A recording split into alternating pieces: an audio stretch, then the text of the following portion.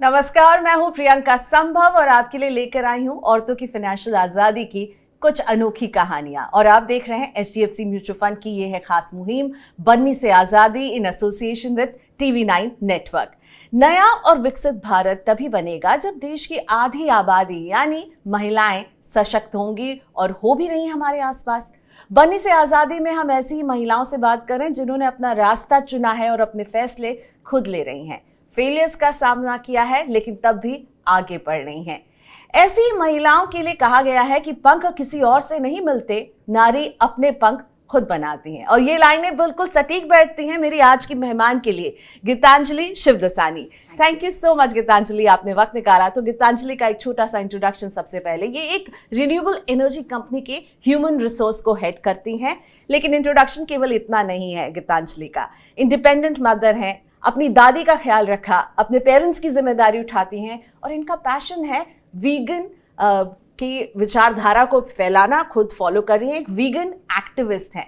Welcome Geetanjali to Money9।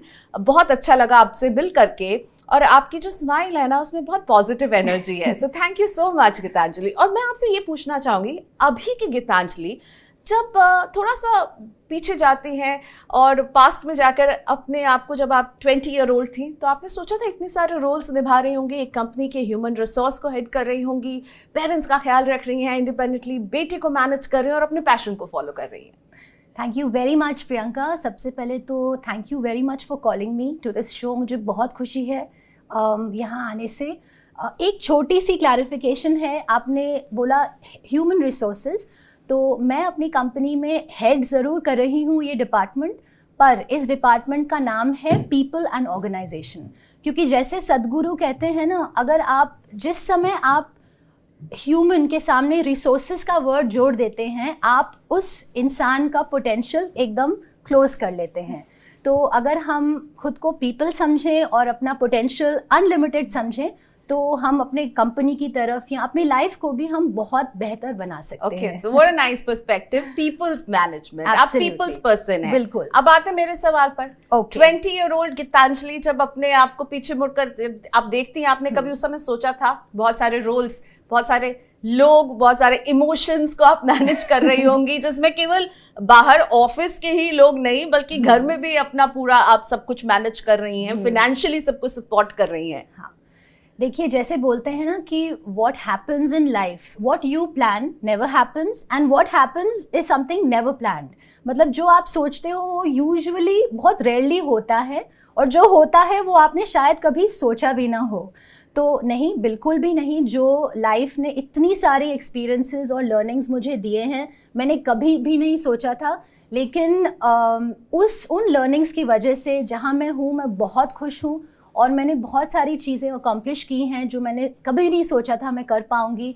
और अभी तो बहुत साल हैं और बहुत काम करना बाकी है मेरे को। तो ये जो लर्निंग आपकी रही, मैं चाहूँगी कोई एक लर्निंग आप जो बता सकें, जो आपकी तरह जो औरतें अपने आप को मल्टीपल रोल में कभी कभी हम लॉस्ट महसूस करने लगते हैं। आई एम श्योर आपके लिए भी ऐसे मोमेंट आए होंगे। हाँ। सो क्या हम आपकी लर्निंग से क्या सीख सकते हैं? कब आपने सबसे ज़्यादा अपने आप को थोड़ा सा परेशान या लॉस्ट पाया और फिर कहाँ से स्ट्रेंथ मिली कि आगे बढ़ना है? ये बहुत अच्छा और एक बहुत इम्पॉर्टेंट क्वेश्चन है।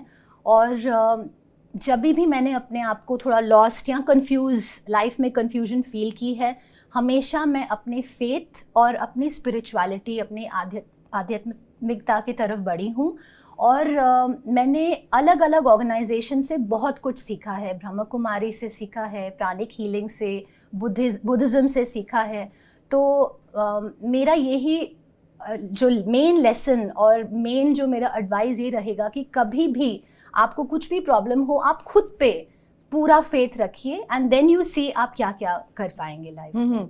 तो आपका फेथ कब टकमगाया और आपको कैसे फिर आपने आगे बढ़ी? कोई एक स्टोरी जब आपको लगा कि लगता अब नहीं हो पाएगा? मेरा शुरू से bent of mind towards veganism रहा है। मतलब मैं हमेशा ये सोचती थी कि कुछ ना कुछ एनिमल्स के लिए, पशु पक्षियों के लिए कुछ मैं करना चाहूँगी। लेकिन जैसे करियर बढ़ता गया अपने, और वो भी करियर भी बहुत अच्छा रहा, बहुत कुछ सीखा। पीपल एंड ऑर्गेनाइजेशन या HR की फील्ड में बहुत कुछ सीखने को मिलता है।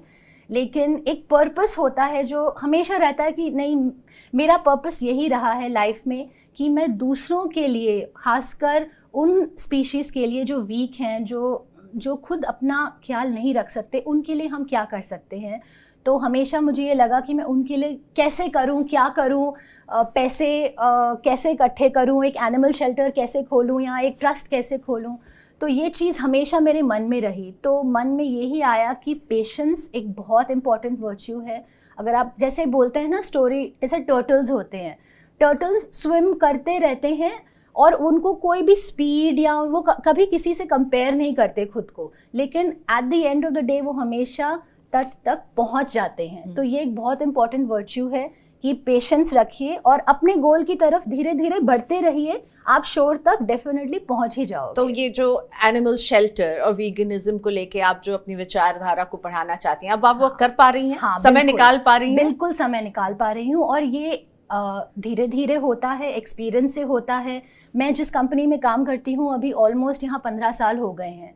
तो अपने आप को एक करियर में अपने आप को इस्टेब्लिश करने के बाद अब मैं सोचती हूँ कि ये सब जो मुझे रियली चीज़ें मुझे करने का मन था, इन सब की अपॉर्चुनिटीज़ मुझे अच्छे से मिल रही हैं। ग्रेट। अब मैं बात करूंगी क्योंकि आप पीपल पर्सन हैं, पीपल मैनेज करती हैं, आपके आसपास बहुत यंग लड़कियां पहले के मुकाबले अब ज़्यादा आ रही होंगी जो ज्वाइन कर रही होंगी वर्कफोर्स को, तो उनमें आप क्या डिफरेंस देखती हैं? और पैसों को लेकर के, सेविंग्स को लेकर के, इन्वेस्टमेंट को लेकर आप क्या फील करती हैं कि लड़कियां क्या पहले के मुकाबले अब ज़्यादा इंडिपेंडेंट हैं या अभी भी हमें बहुत लंबा सफ़र तय करना है? गीतांजलि, देखिए इसके दो पहलू हैं, क्योंकि जो इंडियन कल्चरल सिस्टम है इसमें फैमिली का इन्फ्लुएंस अभी भी बहुत स्ट्रॉन्ग है।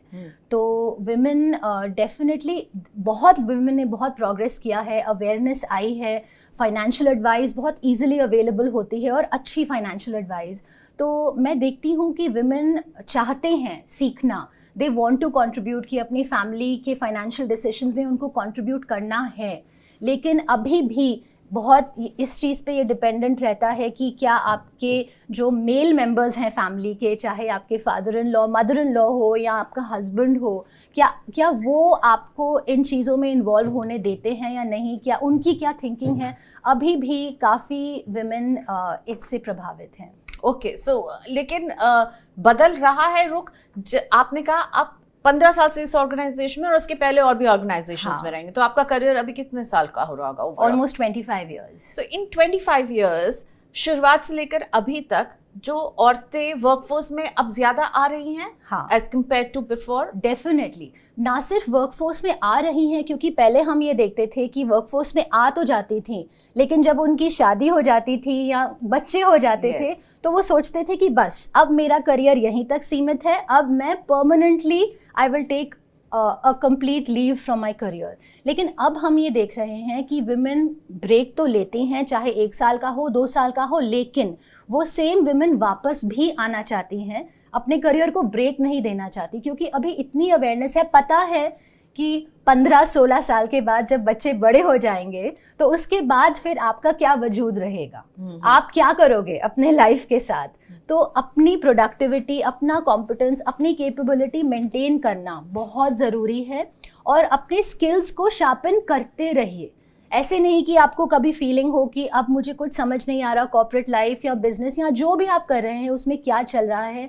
पढ़ते रहना चाहिए, रिसर्च करते रहना चाहिए। कितने सारे सोर्सेज हैं लर्निंग के जो आप घर बैठे एज अ मदर भी कर सकते हैं। तो वंस यू आर रेडी, कि आप वापस आने के लिए रेडी हैं वर्क लाइफ में, आपको ज़रूर वापस आना चाहिए। फाइनेंशियल इंडिपेंडेंस विमेन के लिए बहुत ज़रूरी है। और फाइनेंशियल इंडिपेंडेंस के इस जर्नी में आप कहाँ देखती हैं अपनी औरतों को? अगर मैं कहूँ, आप अगर अपना कंपैरिजन अपनी मदर से ही करें तो उनसे आप ज़्यादा फाइनेंशियली जो है इंडिपेंडेंट होंगी, डिसीजंस ले रही होंगी। और आप अभी क्या देख रही हैं आपके आसपास जो यंग विमेन जो वर्कफोर्स में आ रही हैं, वो फाइनेंशियली इंडिपेंडेंट है या नहीं? उनको पता है कि मुझे काम करना है, अपना पैसा कमाना है, पर क्या पैसों से जुड़े डिसीजन ले रही हैं? तो पहले अपनी मदर और आपके बीच में डिफरेंस बताइए। पैसों को संभालने में आप कुछ अंतर देखती हैं? हाँ, ऑफ कोर्स अंतर बहुत है, क्योंकि मेरी मम्मा मोस्टली होम मेकर रही हैं। ऑफ कोर्स वो पढ़ाती थी 30 इयर्स से, वो ऑनररी टीचिंग करती थी गवर्नमेंट स्कूल्स में। लेकिन और हमारी बहुत छोटी फैमिली है, मैं ओनली चाइल्ड हूँ, मेरी मम्मा ओनली चाइल्ड है, मेरे पापा ओनली चाइल्ड हैं।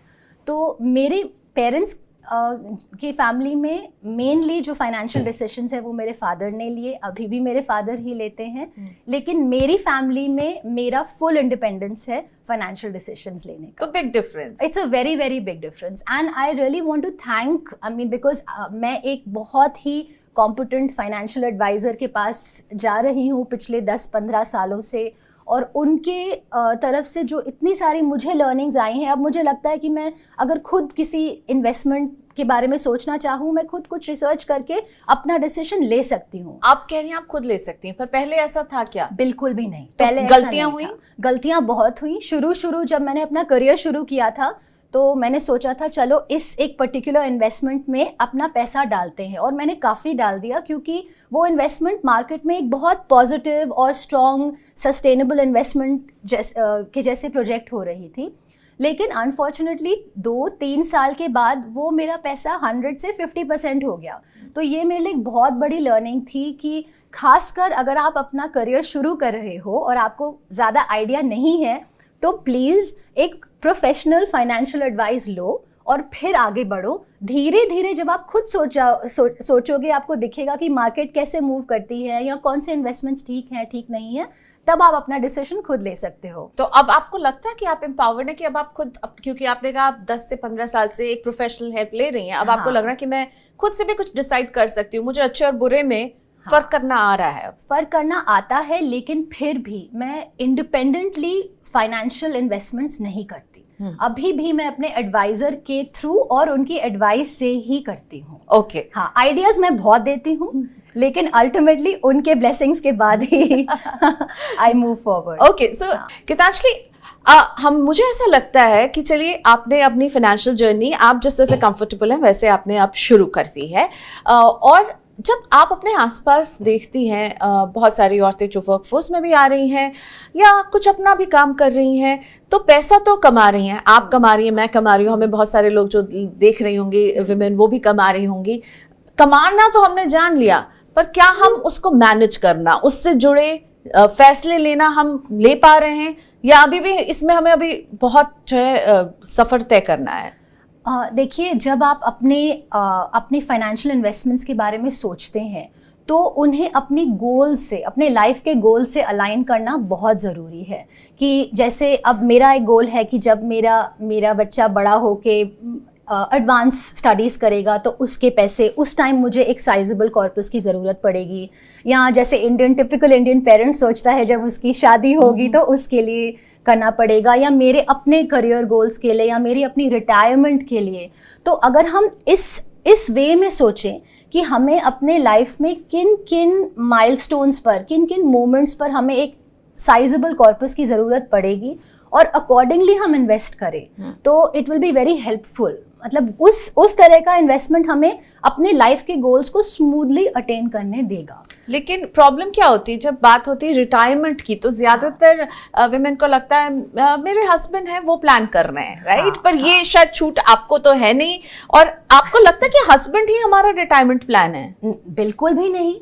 हर एक इंडिया में खासकर हर एक लेडी को, हर एक गर्ल वुमेन को फाइनेंशियली इंडिपेंडेंट होना बहुत ज़रूरी है। और इसका ये भी मतलब है कि आप अभी तक जो आज हमारे खर्चे हो रहे हैं या जो अगले साल तक होंगे, सिर्फ उसके बारे में नहीं, आप अपने फ्यूचर 20 इयर्स या 30 इयर्स बाद के भी बारे में सोचना बहुत ज़रूरी है। पर सोच नहीं रहे हम इतना नहीं सोचते। हम ऐसे बहुत सारे इंस्ट्रूमेंट्स हैं जो रिटायरमेंट के लिए इन्वेस्टमेंट्स करवाते हैं, हेल्प करते हैं, लेकिन हमें एक फिगर या अमाउंट का कुछ आइडिया नहीं है। बस हम ऐसे सोचते हैं कि हो जाएगा, कैसे न कैसे हमें सपोर्ट मिल जाएगा। तो इसमें हमें ज़्यादा फोकस करने की ज़रूरत है। मोस्ट इम्पॉर्टेंट मनी लेसन जो आपने सीखा है, क्या होगा वो? मनी लेसन मेरे लिए ये है कि सबसे पहले हम अपनी मनी साइकोलॉजी के बारे में सोचें। और हमें मनी साइकोलॉजी मतलब कि हम अपने लाइफ में पैसे को कितना महत्व दे रहे हैं। जैसे कुछ लोग हैं जो जैसे वेकेशन पर जाते हैं तो वो हमेशा सोचते हैं कि चलो किसी 5 स्टार में जाके रहें या किसी लग्जरी रिजॉर्ट में जाके रहें, लेकिन उनको उसके नीचे कुछ समझ नहीं आता। उनको लगता है हमें खुशी नहीं मिलेगी अगर हम कहीं और चले जाएंगे। लेकिन बहुत लोग होते हैं जो नेचर के पास फॉर एग्जांपल जाना चाहें, एक छोटा सा भी सिंपल 2 स्टार 3 स्टार प्रॉपर्टी क्यों ना हो, लेकिन नेचर के पास हो, वाइल्ड लाइफ के पास हो, फॉरेस्ट में हो। तो और ऐसे लोग वो होते हैं जो पूरी तरह उनके सेंसेस नेचर से अलाइन है, उनको पता है कि हमें यहीं रियली जो हम खुशी ढूंढ रहे हैं हमें अपनी लाइफ में यहीं पे मिलेगी, एक बड़े होटल में या बड़ी गाड़ी खरीद कर या बड़े बंगले में रह के हमें नहीं मिलेगी। तो it's very important to understand कि हम जो एक एवर लास्टिंग हैप्पीनेस सोचते हैं, हम लाइफ में जिसके पीछे भागते हैं, वो हमें कहाँ से मिल रही है, हमें क्या बाहरी चीज़ों से मिल रही है या वो अंदर से आ रही है। एक्चुअली वो भी होता है ना कि अगर इनके पास ये है तो मेरे पास क्यों नहीं है, ये देखा देखी में भी लोग जो है ओवर स्पेंड कर देते हैं। I think over spending is one wise जो आप हाईलाइट करना चाहती हैं। हाँ, ओवर स्पेंडिंग से देखा देखी क्या होता है, आप सोचते हो कि मेरे नेबर के पास मुझसे बड़ी गाड़ी है या बहुत कुछ चीज़ें हैं जो मेरे पास नहीं है, लेकिन क्या आपका नेबर खुश है? क्या वो गाड़ी चलाकर या वो चीज़ पाकर क्या वो खुश है? शायद उसे आपसे ज़्यादा प्रॉब्लम्स हैं, शायद वो आपसे ज़्यादा ही स्ट्रगल कर रहा है। तो कंपैरिजन मत कीजिए, खुद पे फोकस कीजिए और अंदरूनी खुशी ढूंढिए। बस मैं तो ये तो गीतांजलि के लिए अंदरूनी खुशी क्या है? मेरे लिए अंदरूनी खुशी है सबसे पहले अपनी हेल्थ स्ट्रॉन्ग रखना, क्योंकि अगर मैं हेल्दी हूँ मेंटली, इमोशनली, फिजिकली, तो ही तो मैं दूसरों को कुछ दे पाऊंगी, दूसरों का उद्धार कर पाऊंगी। तो हेल्थ बहुत इंपॉर्टेंट है, रिलेशनशिप्स बहुत इंपॉर्टेंट है, सोशल लाइफ होनी चाहिए स्ट्रॉन्ग। मतलब ऐसे नहीं कि बहुत सारे लोग हों आपकी लाइफ में, 1 या 2 या 3 ही हो, लेकिन उनके साथ बिल्कुल जेन्युइन और ट्रस्टिंग रिलेशनशिप्स अपने फैमिली के साथ, फ्रेंड्स के साथ बनाए रखना। और अपने करियर पे, खासकर विमेन की हम बात जहाँ तक हम करते हैं, अपने करियर पे ज़रूर फोकस करना। करियर का ये मतलब नहीं है कि आप CEO बनो या CHRO बनो या CXO, नहीं। आप जो भी काम कर रहे हो आप उसमें एक मीनिंग ढूंढो, एक डेप्थ ढूंढो। आपको फुलफिलमेंट मिलती है तो आपको मन करेगा रोज़ सुबह उठकर अपने कंप्यूटर पे जाके बैठ जाएं, अगर आप घर से काम कर रहे हैं या ऑफिस जाएं, लेकिन या कुछ भी जो भी काम कर रहे हैं, अपना बिजनेस कर रहे हैं, मीनिंग ढूंढो अपने लाइफ में। ओके, सो हमारे शो का कॉन्सेप्ट है बरनी से आज़ादी, ठीक है। बरनी यानी पुराने ज़माने में मर्तबान में जो है हमारी माँ, दादी, नानी कुछ पैसे बचाती थी, ठीक है, और वो किसी भी इमरजेंसी में तुरंत जो है अच्छा चलो ये पैसे आपके सामने आ जाते थे। तो यानी हम पहले से ही, हम महिलाएं जो हैं बचत करना तो बहुत अच्छे से जानती हैं, लेकिन क्या ये जो है ये बरनी से आज़ादी जो हमारा कॉन्सेप्ट है, इसको आपको लग रहा है अब भी ये बरनी से महिलाएं आजाद हो गई हैं इस सोच से कि पैसा बचाना है, सिर्फ बचाते रहो? ये धीरे धीरे चेंज हो रहा है, पूरी तरह से अभी नहीं हुआ है, लेकिन थैंकफुली हमारे पास इतने सारे सोर्सेज हैं सीखने के, जानने के, कि हम अपना जो पैसा है हम किस वे में इन्वेस्ट करें कि वो हमारे लिए पूरी लाइफ तक अच्छा कुछ कमा के दे। तो धीरे धीरे ये चेंज आ रहा है। लेकिन बचत हम ज्यादा करने में, बचत हम डेफिनेटली करते हैं, क्योंकि लेकिन बचत को चैनलाइज नहीं करते हैं, अपने फ्यूचर गोल से, जैसे आपने कहा, अलाइन नहीं करते हैं। हाँ, ये सबसे इम्पोर्टेंट यही है कि आप सबसे पहले अपने पैसों के बारे में और उस पैसे की ग्रोथ के बारे में सोचने से पहले आप खुद की ग्रोथ के बारे में तो सोचो। आप चाहते क्या है लाइफ से? हो सकता है कि आपकी लाइफ इतनी सिंपल हो कि आपको इतने सारे जो पैसे हैं आपको ज़रूरत ही ना पड़े। आप मिनिमलिस्टिक हो, सिंपल हो, आपको दूसरों के लिए चीज़ें करने का मन हो सकता है आपको जूझना ही ना पड़े, या आप कुछ ऐसा काम कर रहे हो कि लोग बोले नहीं हम आपकी मदद कर देते हैं, तो आपको इतना स्ट्राइव करने की ज़रूरत नहीं है। मैंने अपनी बातचीत की शुरुआत की थी कि आज से जब आप 20-year-old गीतांजलि अपने आप को क्या सोच रही थी, आपने कहा नहीं, लेकिन सबका सामना किया, आप अभी एक ऐसी पोजीशन में हैं, आई एम श्योर बहुत सारी यंग वुमेन आपको लुक अप करती हैं। अब मैं पूछूंगी, आज से 20 साल के बाद वाली गीतांजलि को आप कहाँ देख रही हैं? मैं अपना पूरा जीवन वीगन एक्टिविज्म को डेडिकेट करना चाहती हूँ, और वीगनिज्म का सिंपल ये ही मीनिंग है कि हम अपनी नीड या ग्रीड के लिए किसी और इंसान, किसी और प्राणी, चाहे वो इंसान हो या पशु हो या पक्षी हो, उसको हम दर्द नहीं पहुंचाएंगे, हर्ट नहीं करेंगे, हार्म नहीं करेंगे। तो मैं अपना बाकी का जीवन, जो अभी ऑफ कोर्स मेरा करियर तो चलता ही रहेगा, बट इसी चीज़ को डेडिकेट करना चाहूँगी कि प्रकृति की तरफ, माँ प्रकृति की तरफ, पशु पक्षियों की तरफ, और अगर हम ये करेंगे खुद की हेल्थ की तरफ, ऑटोमेटिकली हम ज़्यादा फोकस कर पाएंगे। और फाइनेंशियली कहाँ देखते हैं? फाइनेंशियली होता ही रहेगा, क्योंकि देखो अगर आप वो काम कर रहे हो जिसमें आपको पर्सनल इंटरेस्ट है, आपका पैशन है और आप पर्पस देखते हो, तो पैसा ऑटोमेटिकली आ ही जाएगा, आपको ज़्यादा सोचने की ज़रूरत नहीं पड़ेगी। पैसा is the by product. It's the by product. Yes yes, खुशी जो है वो अहम है और Yes. पैसा बाय प्रोडक्ट है। Thank you so much Geetanjali Shivdasani हमसे बात करने के लिए, बहुत अच्छा लगा। Wishing you all the best कि आप जो करना चाहती हैं, आपका जो पर्पस है, आप उसे पूरा करें और आपसे इंस्पायर होंगी और भी महिलाएं, और इसी तरह आगे बढ़िए। देखिए जब हमने गीतांजलि से बातचीत की शुरुआत की तो उन्होंने बताया कि शुरुआत में हिचक थी, समझ में पता भी नहीं था कि किस तरह की चुनौतियां आएंगी। चुनौतियां आती गई, सामना करती गई और अब बात कर रही हैं कि उनको जो अपना पैशन है उसे पूरा करना है। थैंक यू सो मच इस बातचीत को देखने के लिए। आई होप गीतांजलि की स्टोरी आपको इंस्पायरिंग लगे और आपको इंस्पायर करे मुश्किलों का सामना करते हुए आगे बढ़ते रहिए। नमस्कार।